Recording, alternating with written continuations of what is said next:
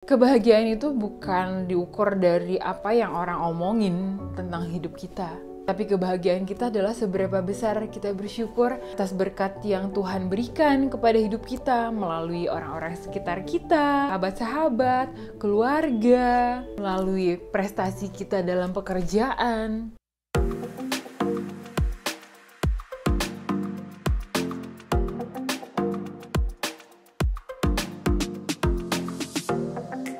Pernah waktu lagi galau banget, aku sampai ada di titik sangat tidak bersyukur. Kegagalan aku dalam relationship itu, aku tuh kayak nggak ada punya apa-apa, gagal, kayak hancur aja semuanya. Sampai akhirnya waktu aku tuh curhat ke teman aku, teman dekat, kebetulan dia sangat tahu perjalanan percintaan aku.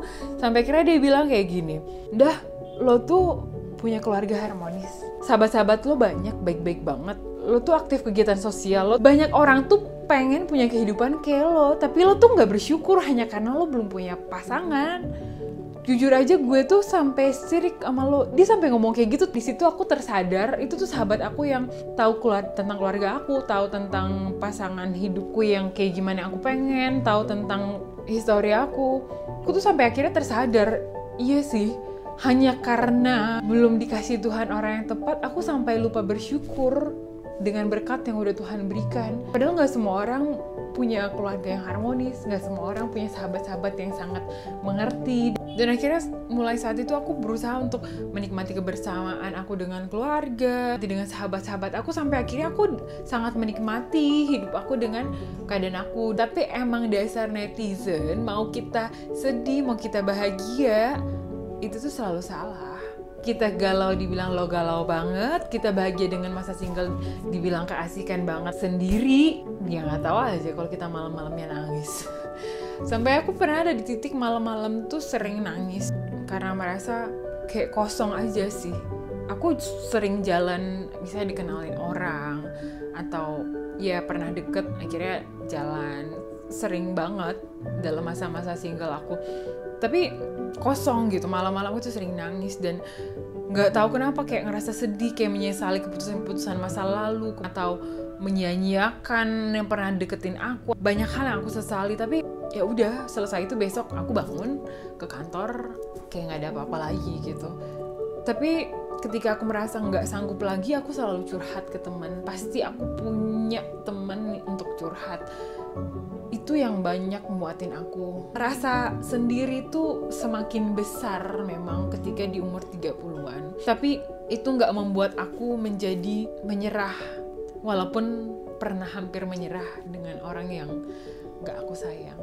Sejak kejadian aku hampir menyerah dengan orang yang aku tidak sayang hanya karena harus menikah, aku akhirnya komitmen untuk aktif di kegiatan-kegiatan yang menjadi passion aku, level up karir aku, lebih deket ke orang tua, ke keluarga. Aku pengen menikmati juga traveling.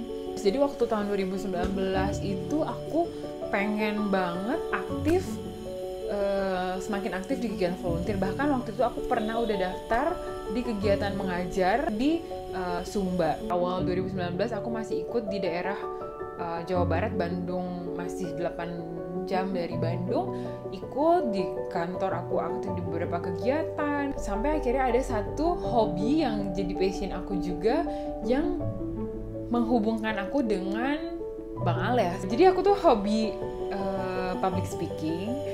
Sejak kuliah juga dulu kayak udah sering jadi MC di acara-acara kampus, sampai kerja dan juga ikut organisasi-organisasi. Setelah menjadi alumni juga aku sering jadi MC atau host atau moderator. Pada saat itu bulan 5 tahun 2019 aku dipercayakan jadi MC dalam acara RUPS, Rapat Umum Pemegang Saham, di kantor aku. Sampai akhirnya aku kenalan secara official dengan Kak Lofty. Kak Lofty itu sekarang menjadi saudara ipar aku. Poin penting juga, open untuk dikenalin orang. Sebelum dikenalkan, mamaku mendadak sakit. Karena aku ingin sekali mama sembuh, aku sampaikan ke mama harus sembuh, tahun depan Indah menikah. Padahal aku gak tahu mau menikah dengan siapa. Seminggu setelah kembali dari Pineng, aku dan Bang Ales berkenalan. Tapi karena masih sangat fokus ke mama, aku tidak fokus dalam proses perkenalan.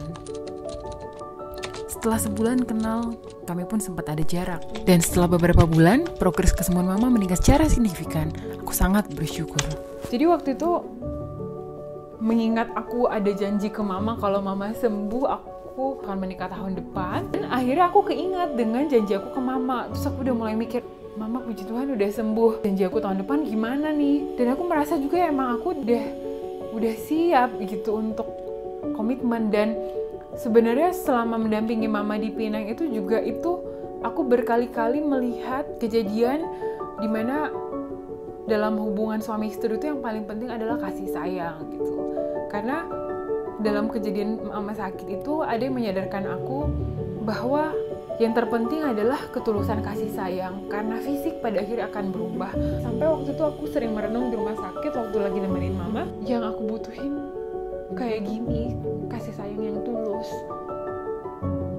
Pria yang akan bisa bareng-bareng dengan aku bahkan di kondisi terburuk aku sekalipun. Perpaduan dari pengalaman aku menyaksikan di rumah sakit, kemudian aku merasa udah siap dan mau serius untuk memulai komitmen. Sampai akhirnya di sekitar bulan 11 aku doa ke Tuhan. Tuhan, aku siap dan aku pengen, tapi pantaskan diri aku juga untuk aku menjadi orang yang terbaik bagi orang yang terbaik. Bantu aku untuk memperbaiki hidupku, memperbaiki motivasiku untuk berkomitmen agar aku pantas menjadi wanita terbaik bagi pria terbaik. Gak lama setelah itu, jadinya ada komunikasi dengan abang. Sampai akhirnya bulan 12 kita makin intens komunikasi. Dan kebetulan banget aku emang udah merasa siap. Aku sih selalu doanya ke Tuhan, Tuhan kalau memang ini pria terbaik buka jalan gitu. Dan waktu itu inget banget deh, Natal, terus kemudian tahun baru banjir. Waktu itu sampai Bang Alex nawarin bantuan untuk ngebantu aku, tapi kan ya nggak mungkin ya, karena kita juga udah lama nggak ketemu gitu. Terus karena banjir beberapa kali, akhirnya kan kita sempat ngungsi ke apartemen. Nah itu mulai deket lagi, aku sempat nggak enak badan karena habis kebanjiran. Terus Bang Alex ngirimin makanan, terus akhirnya kita nonton. Dan nggak tahu sih, karena kesiapan aku merasa karena doaku, aku minta kesiapan dari Tuhan, dan Tuhan menunjukkan jalan untuk aku ketemu dengan pria yang terbaik. Terus waktu itu Bang Alex juga makin intens komunikasi, dan sampai akhirnya aku diajak ke acara ulang tahun anak Kalofti yang berbarengan dengan ulang tahun Bang Alex gitu. Itu tuh 19 Januari 2020. Pada waktu itu aku semangat banget untuk nyari kado setelah diundang. Terus besoknya aku ke rumah Kalofti, diadainnya di rumah Kalofti. Itu tuh rasanya kayak deg-degan banget kan. Itu kita belum jadian, tapi aku udah ikut acara keluarganya mereka. Tapi acara itulah justru yang meyakinkan relasi aku dengan abang. Semuanya menyambut aku dengan hangat. Aku tuh merasa semua keluarga mereka tuh menyambut aku dengan sangat baik. Dan aku merasakan kehangatan yang begitu besar di keluarga mereka. Aku berpikir, keluarga kayak gini yang aku pengen. Aku pengen punya keluarga yang harmonis dan hangat seperti ini. Dan itulah awal keyakinan aku terhadap Bang Alex. Kami pun berkomitmen menjalani relasi di bulan Januari 2020, kemudian menikah di bulan Oktober. Setelah 5 tahun menjalani masa single, Tuhan menjawab doaku. Pengalamanku menyadarkanku bahwa saat kita fokus untuk memperbaiki diri, menikmati setiap peran, mengubah doa dari meminta jodoh menjadi bersyukur, dan memohon pertolongan Tuhan untuk memantaskan diri menjadi versi terbaik kita, maka energi negatif yang mengomentari status single akan bisa kita abaikan. Energi positif akan terus datang sampai waktunya tiba, kita dipertemukan dengan pasangan yang tepat di waktu yang tepat. Teruntuk kamu yang single, value kamu tidak akan pernah berubah hanya karena belum menikah. Nyinyiran dan sindiran adalah bukti ketidakbahagiaan mereka. Jangan biarkan ketidakbahagiaan orang lain merenggut kebahagiaanmu dan menghentikan karyamu. Banyak yang mengasihimu, Tuhan selalu menjagamu. Tunjukkan pada dunia, kamu bahagia dan terus berkarya.